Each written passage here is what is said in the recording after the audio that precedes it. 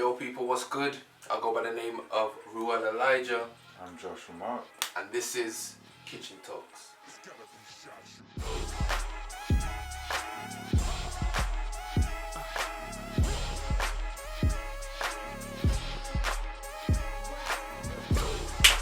Yes, so welcome to Kitchen Talks. This is a podcast, video slash doc slash Whatever you want it to whatever be. you want it to be. Episode 1, Season 1. We kind of created or wanted to come up with the idea of a kind of podcast, video type of thing to discuss deep conversation. What'd you say? Yeah, I mean, like you said, it's deep conversation, but also we wanted something quite thought-provoking as well, you know. It's not just to sit and listen, but with the things that we do discuss and talk about, it's to kind of make you go away, think about it, form your own opinion. You might agree, you might disagree, but you know, everything we talk about, we discuss, it's done in love anyway, do you know what I'm saying? Yeah, So for it's- real. And I think it's especially important for us to do kind of something like this, I think, for the people around us and Definitely. kind of have a ripple effect. So yeah, we came up with the kitchen. This is where it started, in the kitchen, us talking. So before, let's turn into a little something. When I do it.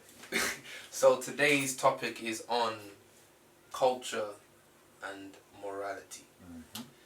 And where do we start?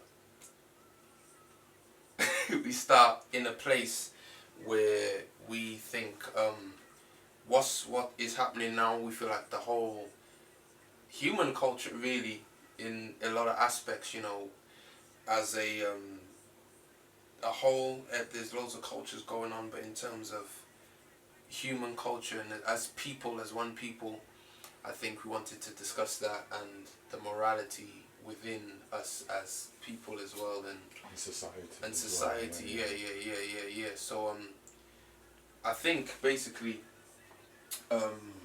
we were kind of discussing the whole thing about conversation happening between different people, which we didn't even think was happening with different people, which is actually the same conversation we're having right now, Yeah.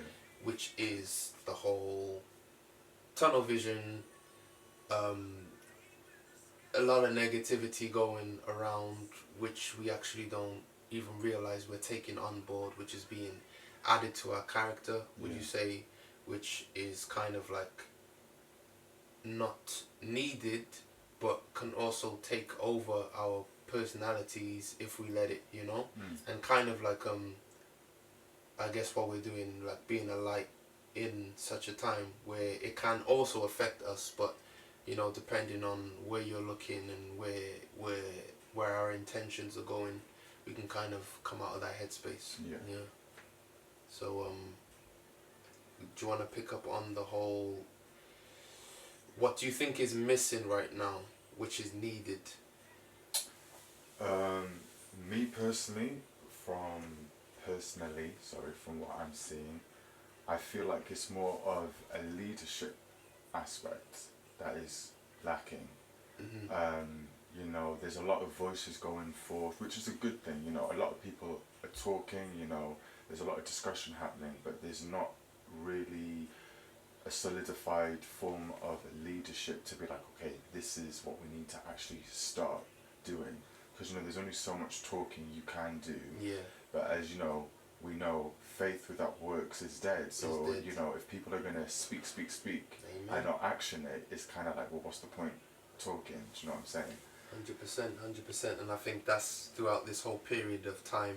I feel like people that follow me up on socials or that know me personally have kind of seen that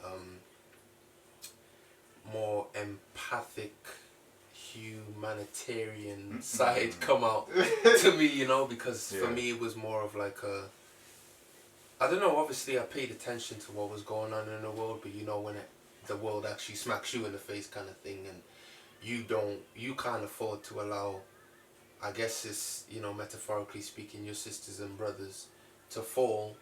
And I actually didn't realize how I could relate to so many people, you know, through what I was going through just by sharing my truth, you know. And a lot of people have messaged me or spoken to me and said, just by me speaking my truth has kind of helped them shape their self as well. So leadership is a big thing for me, in terms of conscious leadership.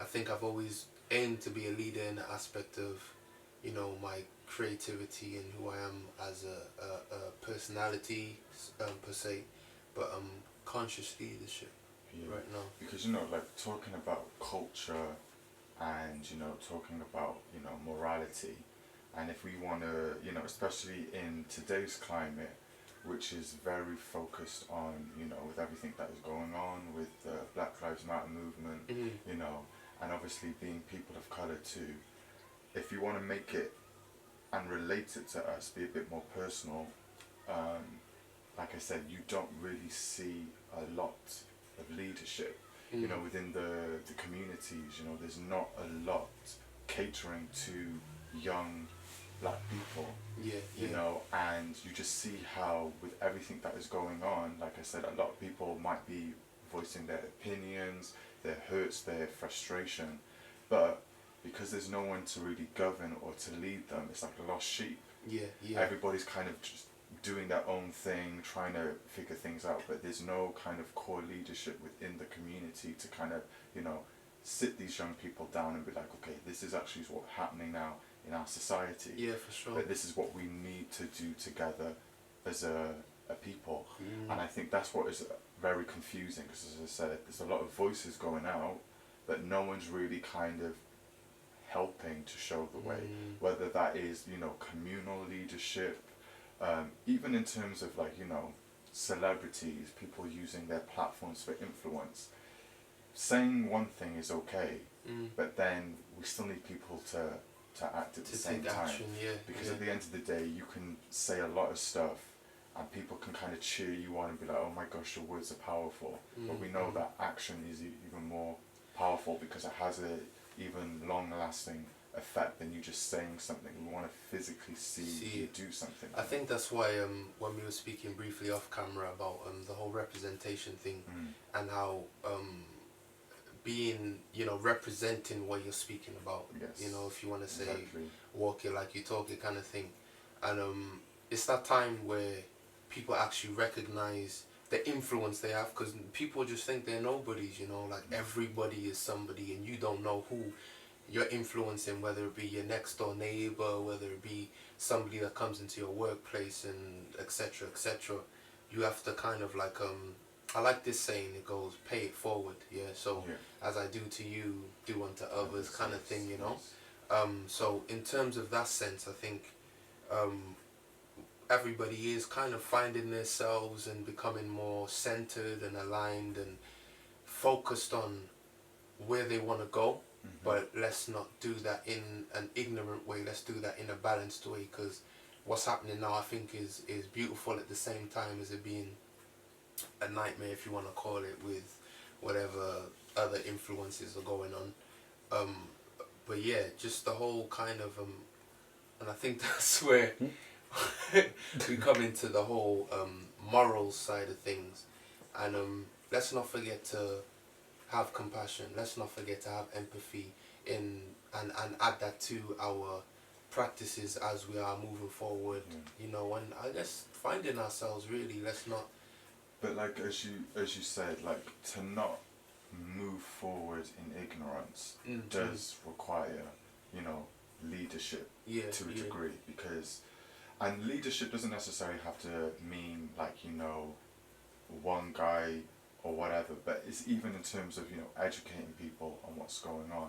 One thing that has kind of irritated me a bit, regardless if it's to do with what politically is happening, socially what's happening and stuff, is a lot of people are voicing their opinions, but they're speaking in ignorance. They don't actually, you know, they've not researched. I mean, you can talk personally, yes, but then you can't say things that are not factual too.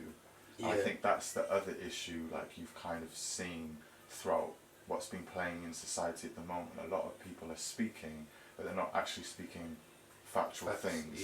So there's a lot of, then that brings a lot of confusion, because, you know, if you're educating people but you're not educating them with facts, yeah, then it's kind of like a lost road kind of thing. basically. So again, I think that's why, you know, leadership is so important, because it's not just, as in, as I said, it's not like a leader per se to be a figure, but it could just be a group of people who are, you know, educating people what's, you know, truthfully, like what's happening. Because, you know, sometimes you watch the news, you have people speaking stuff, and they'll say something, and you're thinking, what history book was you reading from? Like, do you know what I mean? Literally just bare non-facts, if Yeah. you wanna call it that. Basically. So yeah, I think and when I say culture, let's be clear on what I think culture is. I have no idea what the Oxford Dictionary meaning is, but to me, I see culture as a collective practice per se. Yeah, yeah. So there's loads of things that we can add to ourselves, which I think we can call culture. There's loads of cultures. Clap culture, you know, like where did that even come from, to applaud people on their good works and just encourage people like that. Culture in terms of, I was speaking about being a gentleman and you know, amongst the confidence and maybe ego that's come out in the past few years with, I don't know, you want to call it social media and stuff like that. How do we make sure, you know, representation again, how we're treating people, women, things like that, that's going on right now. I just think it all plays a big part in terms of yeah, I think the foundation of it is, what I feel is losing a little bit, is compassion, and that's only being lost because it's not being practiced due to the situation right now, the isolation, you know, the whole, I can't see your face, I can't even practice compassion because I can't smile at you, you can't see me smiling at you. So, you know, we're kind of practicing the other way. We're kind of practicing ignorance right now, you know. So amongst what we have to do, I think I wanted to even do this video to just give people the thought of, you know what, make that extra thought to kind of, I'll be even, I'll say is drop your mask and smile if you see someone, or, you know, have a conversation. Hope I don't get in trouble for, oh my God, she caught it, but yeah, just practicing proper, like, going the extra mile right now, because we can't lose that, I think. But it's, you know, it's funny, isn't it? Because obviously when we were talking about, you know, the discussions that we have and putting it on a platform like this, because we know that there are a lot of people having like-minded conversations. Yeah. But it's funny how, you know, the first kind of topics we wanted to speak on was the whole culture and morality thing. And you were saying something, and that just kind of made me realize how really your culture does affect the morals that you 100%. you have. Do you know what I'm saying? 100%. And you can kind of see that now. At the moment, our culture is being a bit suppressed and oppressed to a degree, and you see morally how that's having an effect. You know, as you were saying, you know, having more of a gentleman mind, like, you know, approach. Thanks. The fact that because of how people are feeling due to what's happening within our culture, you're not seeing that. You know, people are very kind of scared, like, you know, there's fear going around. So you do kind of see how, like, the negativities that affect our culture, you know, as a people, and I'm not talking of individual cultures, you know, collective, I'm just talking about British people in general, you know, right now. It's crazy how you do see that does affect our morals, because I think with everything that is happening, people are less compassionate, because again, as I said, people might be voicing how they feel, but they act differently. You know, people might be voicing, you know, about the injustice on, you know, the black community internationally.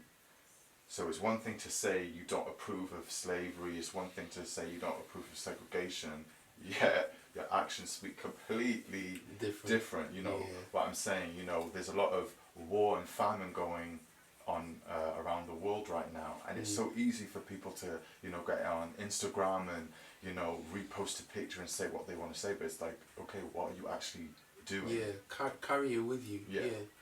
Yeah, definitely. I think now people have had so much time to be in front of the screen, they've actually locked off a screen and kind of woken up to the real life matters, because we've had to as well. But just in their world, what really matters, what actually lifts me, what do I give out that maybe I get back, which I don't want to do anymore, and what changes have been made that have kind of made me realize certain things. Just there's loads, Yeah. loads happening. Yeah, I think that's mainly what I wanted to get off my chest, really. Intention wise, I think for the people that are watching this, I think they can take managing their own thoughts a little bit more. Maybe we've given them some clarity. Maybe we've given some. We were able to space things out a little bit more in this conversation. Yeah. You know, when somebody actually says something, just even in that terms, culture and morality, it kind of like puts a big sticker on top of everything that fell underneath that to kind of like give it a whole name. And they're able to even recognize that themselves now. Yeah. You know, as we have, you know, because we're both creatives, and it's kind of stopped our world, you know, because we've seen how togetherness affects creativity when well, lack of togetherness, sorry, affects creativity, because I've been affected by it. Not being able to share as much, or even share my joys and passions as much, because people ain't on that level right now. People are in a lower state, not due to, you know, by choice. There's lack of understanding, there's lack of alignment, there's lack of well, there's a lot of confusion right now, you know. So Of course. just even speaking about these things is a way to help. And you know, it's been said a lot, speak about things, and we're having a conversation. Just this alone is giving people an insight, or a what do they call it, an example of what they can do with friends, with family, and how even speaking with each other, what comes out, because you know, it's all jumbled up in your head. It's not until you speak to someone it actually makes sense. And I think what you're saying also, it kind of shows you again in terms of, you know, culture. Culture is basically created because of a community, of Yeah. people. Do you know what I mean? So it's like with everything that has happened, it's demolished it slightly, you know, and now is the time where we really need to start building up the community, as in being united, you know, to strengthen and have a lot more of a healthier culture that will then make our morality more positive, more healthier. Do you know what? More uplifting. Exactly. Like I've even changed and done stuff like saying hello to way more people. Yeah, kind same. of like, yeah, just being an example, man. And that's something that I felt I've needed to do, because. And I think as well, like, sorry to cut you there, but I think with technology, you know, being a good thing to a degree, it's also had that a negative effect, how it has affected our morality. Meaning, you know, for a long time we might have not been that courteous, you know. I remember being as a kid, it's like you always had to be polite and smile and say hello to people on the street. Don't do that now. You know, you're too focused on this. But with everything that has happened, it's kind of like it's had to reset for us to go back to basics. And I hope, you know, the more that we encourage people to, you know, in terms of their moral standards, be a bit more of a decent human being, that as we do move forward from whatever is happening, that, you know, we keep those characteristics of our morality to be like, let's be more pleasant, see how people are doing and stuff, because the reality is, through what we have seen, a lot of people are hurting. A lot of people are lost, and a lot of people need love. Need direction. They need representation of what peace looks like. I mean, we've had the excitement now, we've had the fun, but I think what's going to be a big thing, personally, which I feel is people are going to need examples of how they can get peace of mind and release and medicine in different forms, you know.